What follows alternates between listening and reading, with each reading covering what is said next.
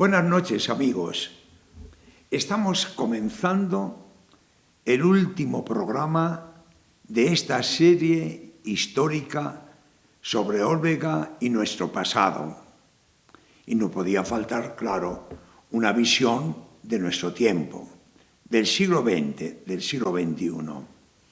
Yo me había elegido 12 personajes que representaran a Olvega en este tiempo.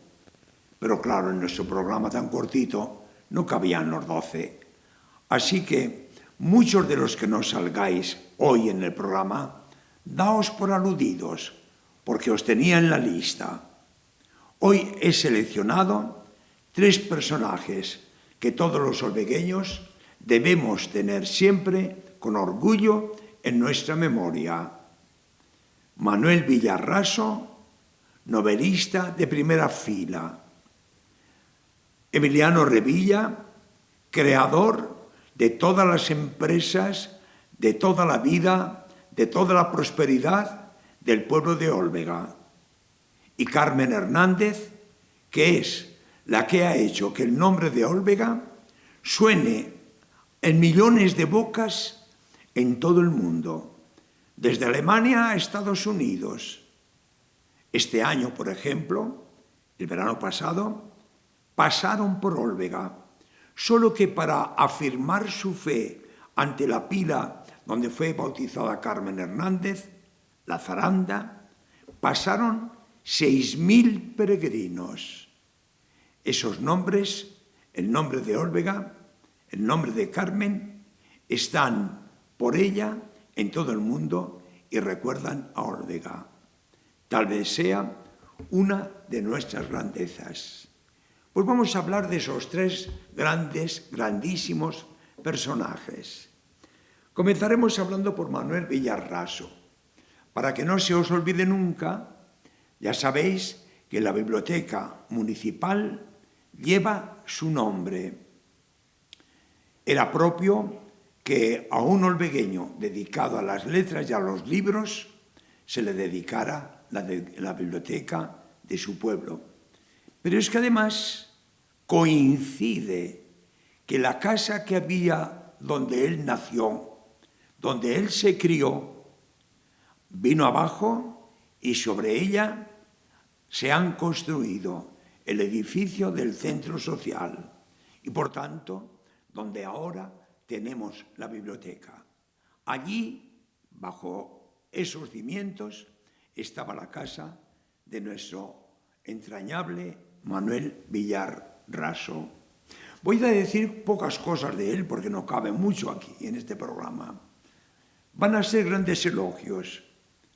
Aunque era mi amigo, no creáis que si lo alabo es por ser mi amigo. Es porque era grandiosa su personalidad. Tanto es así que algunos de sus amigos se dedicaron a escribir un artículo después de su muerte. Y aquí la revista de la Diputación de Soria le dedicó este número entero a él. Y aquí tenemos más de 40 firmas, más de 40 artículos hablándonos de Manuel Villar Raso. Para dicha mía, uno de esos artículos es también el mío. De esta revista he sacado algunas cosas que vale la pena recordar. Por ejemplo, algunos de los autores lo llaman un adicto a la escritura. Esto quiere decir que era un hombre que era feliz escribiendo. Era un hombre que tenía sus mejores descansos escribiendo, inventando, construyendo innumerables novelas. Por si se me olvida, os diré que concretamente publicó, y hay alguna con 5 ediciones, publicó 27 novelas. La primera de todas ellas nos sorprendió a todos. Fue finalista del Premio Nadal, con una novelita que el año 1975 había escrito y se titulaba Mar ligeramente sur. Es una novela que al leerla yo no me podía creer que la había escrito mi amigo Manuel Villarraso. Luego me he dado cuenta de que esa era su personalidad. La había escrito maravillosamente, con un lenguaje exquisito. Domina el diccionario como nadie. Muchas veces hay que echar mano precisamente al diccionario para entender las muchas palabras que él emplea. Mar ligeramente sur es una novela muy bien escrita. Lo lanzó por completo a la fama. Su argumento, prácticamente con unas modificaciones u otras, siempre el mismo. Una manera de ir descubriendo un personaje que él, cuando empieza a escribir la novela, nunca conoce. Se va desarrollando por sí mismo, dadas las circunstancias de lo que pasa y lo que ocurre. Pero en definitiva, todas las novelas de Manuel Villarraso tienen este esquema básico: el conocimiento personal de sí mismo. Todo el que quiera conocerse a sí mismo, que lea esas novelas y descubrirá detalles de su propia personalidad. Quedó finalista, pero no se detuvo. Siguió escribiendo y uno de los grandes historiadores de la literatura del siglo XX, gran novelista, premio Planeta y todos los premios de la literatura que queráis, Torrente Ballester, llegó a decir que su novela El laberinto de los impíos, escrito en 1981, era una de las 100 mejores novelas de la literatura española. Por tanto, no estamos ante un escritor que escribe para llenar el tiempo. Es un escritor que tiene muy abiertos los ojos, va mirando el mundo y cuando hay algo que le dispara el alma, se pone a pensarlo y lo va escribiendo, y al ir escribiendo se va conociendo a sí mismo y el porqué de aquella llamada disparatada que despertó su alma. Podríamos contar con innumerables, algunas más de sus novelas, pero hay que centrarse, aparte de estas psicológicas, en otro aspecto fundamental de Manuel Villarraso. No olvidemos que él había estudiado en el seminario de Tarazona primero, en el de Misiones Extranjeras de Burgos después, al fin se fue a Estados Unidos y allí hizo su carrera, doctorado en filología inglesa. Vino a España y se convirtió en catedrático de lengua y literatura inglesa de la Universidad de Granada. Allí se ganó la simpatía de todos los amigos, porque Manolo tenía esto, nos lo dicen todos, era sencillo, bondadoso, cariñoso, bueno. En esta revista hay varias fotografías con los grandes escritores, por ejemplo, un diálogo que tuvo con Camilo José Cela, los dos mano a mano discutiendo y hablando de la novelística actual y su futuro. Manuel Villarraso, os decía, además de escribir estas cosas, fue un enamorado de África. Como vivía en Granada, en él surgió la inquietud de los moriscos, es decir, aquellos españoles que fueron expulsados de España y que se desparramaron por el norte de África. Quiso ver si aún quedaban huellas de ellos después de 500 años, y en esa búsqueda descubrió Un mundo que nadie había tratado en la literatura, pero que para él fue fundamental. La mujer, las costumbres, los ritos, los sentimientos de todos los africanos fueron el argumento de varias de sus novelas.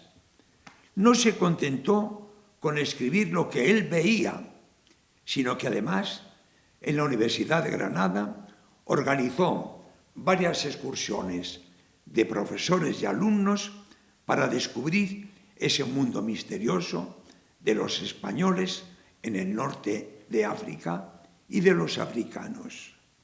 En fin, podría contaros 100.000 cosas más, pero una de las frases que resumen el elogio de todos sus amigos podría ser esta: fue una honra para Granada y para Soria. En mi artículo, en esta revista, yo acabo diciendo de él: el humilde equilibrio que se busca a sí mismo escribiendo, eso es Manuel Villarraso, un talento encendido en el que el perfume adecuado pasa haciendo el bien y descubriendo nuestro espíritu. No se puede decir todo de Manuel, pero quiero que no olvidéis ningún olvegueño a este escritor que nos dio fama a todos los olvegueños en España y en toda Sudamérica. Pasemos al segundo de nuestros personajes de hoy, Emiliano Revilla. Emiliano Revilla lo conocéis todos más que yo, porque todos, la inmensa mayoría de los que me estáis viendo, habéis trabajado para él. Emiliano Revilla es un portento de la naturaleza, un hombre que sin más estudios, sino la luz de su pensamiento, un pensamiento extraordinario, fue capaz,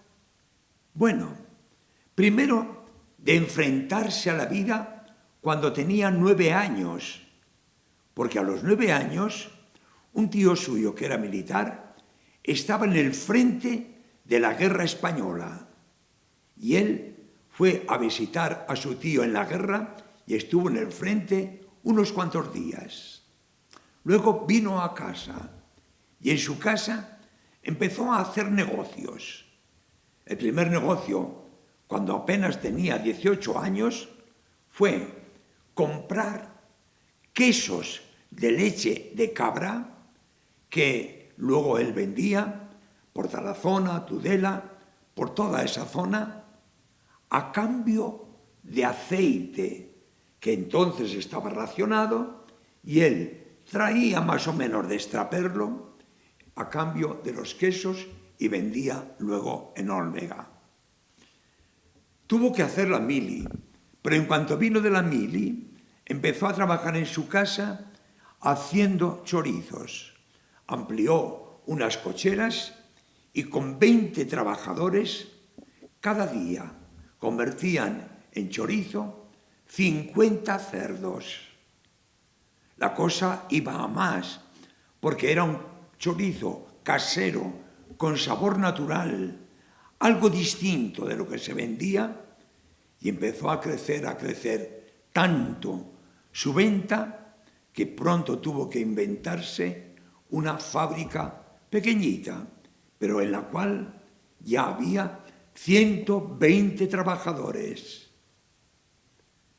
Aún se quedaba corta la producción y entonces tuvo que hacer ya la monumental fábrica que todos conocemos. En ella fueron entrando más y más trabajadores.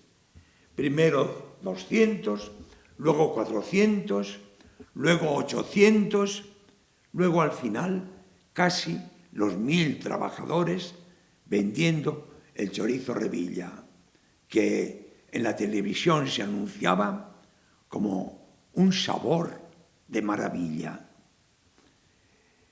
Además de todo esto, Emiliano ha sido un gran olvegueño. La ilusión de su vida es que cuando veía que los pueblos de Soria y del centro de España se van aminorando, empequeñeciendo, desapareciendo, Olvega fuera todo lo contrario. Un pueblo que crecía, que se engrandecía, que se llenaba de felicidad. Lo logró con la mano de obra que él dio y también con las más de una veintena de empresas que trajo para el trabajo de los olvegueños. Actualmente, por resumir un poco las cosas, en Olvega hay más de 1.400 puestos de trabajo. La mayoría se lo deben a Emiliano. Emiliano ha sido siempre un hombre centrado en sus asuntos, pero también fue un hombre apasionado por Olvega. Y fue alcalde de Olvega varios años. Y todos los grandes edificios que hoy hay en Olvega, más de una docena, las escuelas, el polideportivo, etcétera, etcétera, son fruto de su trabajo cuando él era alcalde de nuestro municipio. Emiliano Revilla es para todos nosotros la envidia de los demás. ¿Cuántos pueblos me han dicho, si tuviéramos un Emiliano, seríamos como Olvega? Lo cierto es que de los 1.500 habitantes que tenía Olvega allá por el año 1950, ahora estamos rozando los 4.000. Es la mano mágica de Emiliano Revilla. Que Dios le conserve muchos años aún la vida para bien suyo y para que nosotros sigamos gozándonos de haber tenido un hombre tan genial con nosotros. Recordemos que además de la fábrica de Olvega, en Soria hizo otra fábrica que en ella hacían salchichas, carne cocida, otras cosas. También hay que recordar cómo en un momento determinado la fábrica de chorizos Moncayo, hermana suya, vino abajo, la compró Rumasa, pero a Rumasa la expropiaron y entonces la fábrica se vino abajo. Le pidieron, y él por Olvega lo hacía todo, acogió a los trabajadores del Moncayo y los ingresó en su fábrica.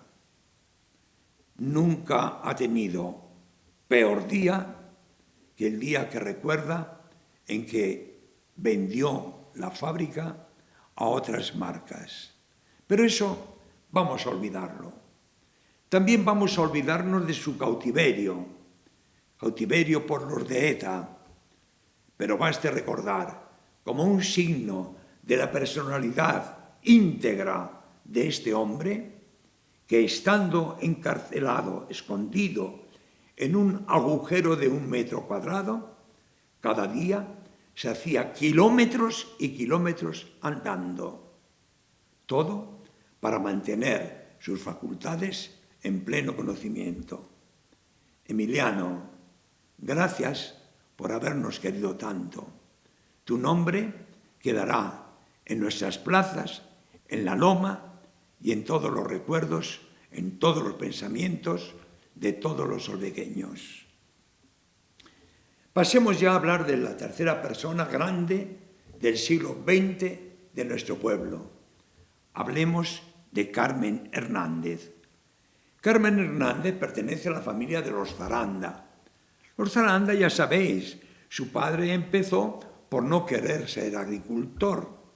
Se fue a montar una pequeña tiendecilla en Tudela, pero esa tiendecilla se hizo tan grande que actualmente da el arroz, la cigala, tiene una ganadería de reses bravas y no sé cuántos cientos de comercios y tiendas repartidos con sus arrozales por toda Andalucía. Carmen Hernández era la quinta hija de los 9 hijos que tuvieron los Zarandas. Este hombre, otro hombre genial, a cada uno de sus hijos le hizo estudiar una carrera relacionada con sus negocios. Así, a Carmen le hizo estudiar química para tener una garantía en sus empresas sobre el vino, el aceite y todo lo que fuera algo más o menos químico. Le salió mal, porque Carmen Hernández, desde niña, había estado, nació en Olvega, su infancia la pasó con la abuela muchos años en Olvega, pero ya cuando empezó el bachillerato se fue con su familia a vivir a Tudela. Allí estudiaba en un colegio muy relacionado con el gran colegio que en Tudela tenían los jesuitas. Esto traía como consecuencia que por aquel colegio de los jesuitas pasaran cada año muchos misioneros jesuitas que venían de la India, de China, de América. Esto fue fomentando en ella una vocación misionera que ella afirma haber sentido ya a los 10 años. Habló con su padre y su padre le dijo: hija mía, yo recordaré de su padre, por ejemplo, que han sido todos una familia muy religiosa. Y estos días comentaba yo cómo cuando yo era niño, todos los años, al llegar la fiesta de la Virgen del Macedo, su padre mandaba un paquete de velas de aquellas bonitas y además que eran todo hojitas en la vela y de muchos colores. Las mandaba siempre Antonio Hernández, el padre de Carmen Hernández. Carmen Hernández, a los 21 años, se escapó de su casa y se fue a un convento de monjas misioneras. Su vida estaba allí, su futuro también. Las monjas, viendo el talento extraordinario que tenía, quien ya se había doctorado en química con notas brillantísimas en la Universidad de Madrid, la mandaron a estudiar teología a Valencia, donde encontramos a los dominicos más ilustres de España en la teología, como eran el padre Llamera, el padre Saura, etcétera, etcétera. Con ellos entró en contacto con la teología, con la Sagrada Escritura, con el dogma católico. Esto fue acrecentando más y más su encuentro y su amor por Jesucristo. Pero ocurrió que poco después de venir de Valencia, unas cuantas jovencitas, ella incluida, las monjas jóvenes, pidieron a sus superioras que aplicaran el concilio con una cierta modernidad al convento. Esto trajo como consecuencia que todas ellas fueran expulsadas. Llegó el momento del calvario de Carmen Hernández. Pasó un año cuyo único consuelo era, en Barcelona, visitar el Museo Marès. El Museo Marès es un museo que había hecho un catalán caprichoso de una idea: recoger todos los Cristos góticos que pudiera por todo el mundo. Ante esos Cristos, Carmen veía su vida, lloraba y prometía seguir adelante. De Barcelona tiene también algo muy importante. Acabado el concilio, vino a Barcelona y era uno de los más brillantes teólogos del concilio y además un gran liturgista, el padre Farnés. Con él entró en contacto y él le inspiró la modernización de la vida a la luz del concilio. No olvidemos que la grandeza mayor de Carmen va a ser esta: haber convertido el Concilio Vaticano II en una manera de vida de la gente sencilla, de los cristianos fieles a la luz de las enseñanzas del Vaticano. Desde Barcelona se fue con una mochila y una tienda de campaña a la tierra de Jesús. En la tierra de Jesús, para poder sobrevivir, barría y fregaba escaleras. Así vivió Carmen durante 2 años, pero ella eso no le importaba. Lo que le importaba era estar donde Jesús nació, donde Jesús murió, donde Cristo hizo sus milagros. Allí fue donde tuvo una revelación. Vuélvete a Barcelona, que te estoy esperando, le dijo la conciencia. Bueno, no os he contado que cuando aún era monja, tuvo, ella dice, un sueño. Todos creemos que dijo que era un sueño, por no atreverse a decir que había sido una visión de Jesucristo. Estaba rezando, meditando la pasión del Señor y concretamente las negaciones de San Pedro. Y oyó que Jesús le decía, sígueme. Y Jesús abrió una ventana y salió por la ventana. Ella, siguiendo a Jesús, se lanzó por la ventana y cayó casi hasta estrellarse en el suelo, pero no llegó a tanto, porque en aquel momento las manos de Jesús la cogieron y la elevaron hasta la más grande altura. Carmen dice que fue un sueño que resume su vida. Primero vino olvidarse de sí misma, olvidarse de todo lo terreno y luego vivir en las manos de Dios buscando en todos los hombres la fe y la gloria de Dios. De Carmen podría deciros, para terminar y no alargarme demasiado, 2 detalles. Por ejemplo, el año 1997 se celebraba en París el año de la juventud.